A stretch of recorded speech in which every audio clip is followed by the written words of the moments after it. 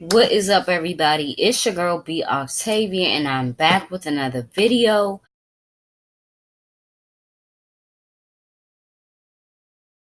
If you do not know me, my name is B Octavia. I'm 22 years old and I'm from Washington, D.C. In today's video, I will be talking about the drug dealers versus President Reagan. The contradictory notes about it that I have, as well as the question, who is to blame? So, before we get into that, make sure that if you support what I do, like this video, share it with your friends, subscribe, hit that bell, comment your thoughts after you're done, and let's get into it. If you guys haven't seen my Rayful Edmond part 1 video that I did a while back, I basically explained the story behind Rayful Edmond being the American drug dealer from Washington, D.C., who introduced crack to the Washington, D.C. area. And the person also responsible for having different distribution partners in other states. So, as well as I said, what his impact was and his personality characteristics that I noticed that got him busted. So, what I didn't mention was President Reagan. President Reagan was a hypocrite, okay?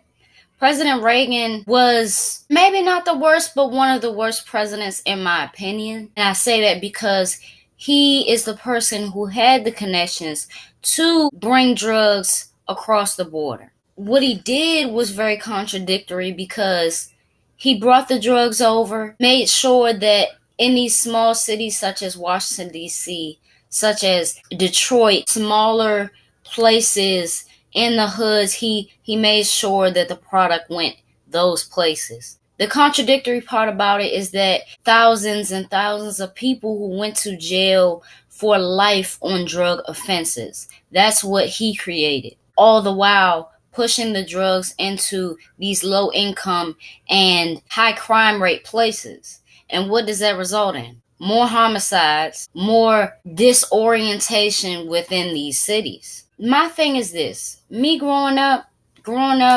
in the late 90s and in the early 2000s, what I can say is that from what we seen on TV, from what we seen in our neighborhood, the American dream was selling drugs. That was the American dream. So when a person is like, oh, here, you take these drugs and you sell them and you make a hell of a profit. When that is put in front of us, of course we're going to take it. Of course, right? It's the American dream. You get to provide for your family. You get to provide for people who provided for you. You get to be the man. You get to be that person with the flashy cars and the flashy jewelry. But it all comes at a cost. And you have to almost move so careful, but you seem to always get put in a position to snitch. Snitch on not only people that you employ, but yourself. So who's to blame? That's the big question. I would say that Ronald Reagan is to blame. I despise Ronald Reagan because a lot of people, and I don't have to know these people, a lot of people are in jail today on drug offenses from 20, 30 years ago, serving life, drug offenses. It almost makes no sense. He cracked down so hard only to hide the fact that he was involved in pushing the drugs into these cities. So, he's to blame, but we can't negate from the fact that we are to blame too. Because one thing that you have to do in the drug game is stay solid. Alpo didn't stay solid. He told on people that he told to do things. Rayful Edmond didn't stay solid. He told on people as well. But what do all of them have in common? Selling drugs was the start.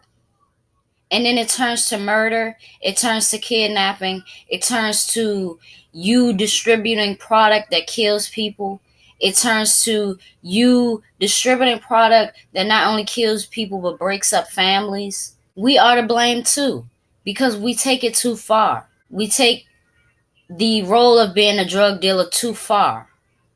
There's no way that murder has to coincide with drugs. There's no possible reason why you should employ drug addicts. And then, once you're apprehended, tell on those people. You told them to do it. So I feel like it's contradictions within the whole thing. But who's to blame is half and half. Honestly. Because we take it too far. The American dream, yes, is to be financially stable, to take care of our family, but we have to do it in the right ways. Because as we see, we can't get caught up in what they want us to do. We can't get caught up in the contradiction. We can't. We already know that they want to entrap us. So why would we give them that? We already know that they want us behind bars, even in the slightest situation. Why would we give them that? To go to jail for drugs in today's time may not be as harsh as back then. So just let it be that then, because it's what you did. You can't sit up and say, okay, I'm caught. I did this, that, and this, but I paid this person to do this, that, and this. So they should be caught and my time should be reduced. No. That's some hoe shit. You're a hoe. You got to stand on what you did, stand on the time, do the time, and you'll be respected for that. You tell me who's to blame. One thing you can't do is snitch. If you think about it, all of these niggas, all of the ones that I mentioned, just like 6ix9ine. Nah, they ain't do the clout chasing shit. It was a different time. Right? They did grimy shit while selling drugs, killing people, setting people up, kidnapping people, ruining lives, and then they get apprehended and tell. So I feel like we are to blame because we got to be stronger than that. We have to hold ourselves accountable. If I'm in trouble, I'm not thinking about nobody else. I'm in trouble. So that's really all I have to say about it. Leave your thoughts in your comments below. I definitely want to hear what y'all have to say, and I will see y'all in my next video.